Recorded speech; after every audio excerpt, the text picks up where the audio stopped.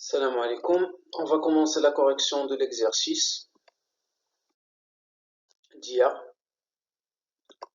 Première question, vérification de l'expression. On a f de x est égal à x carré moins 4x. On veut vérifier si f de x est égal à x moins 2 le tout au carré moins 4.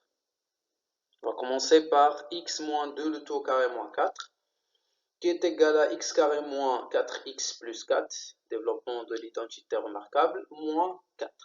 Est égal à x carré, moins 4x est égal à f de x. Donc, f de x est égal à x moins 2 le tout au carré, moins 4. Ce qui donne que alpha est égal à 2 et bêta est égal à moins 4. La variation de la fonction f. Comme le coefficient de x carré est égal à 1, il est positif. Dans ce cas, la fonction sera décroissante et croissante avec l'image de 2, c'est moins 4. Passons à la question 2. La représentation graphique des fonctions f, g, h et k. On commence par f tout d'abord.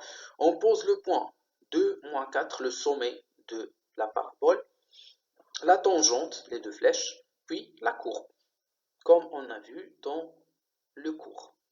Pour tracer la fonction g, on remarque que g est égal à moins f. Alors, elle sera symétrique par rapport à celle de f d'une symétrie d'axe des abscisses, comme vous voyez. Et pour passer à h, h est la valeur absolue de f, donc c'est f positif.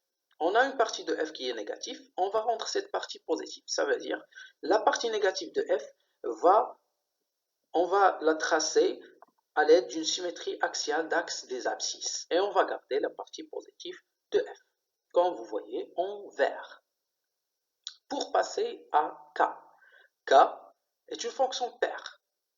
Donc, la représentation graphique de k sur l'intervalle 0 plus l'infini est la même que f.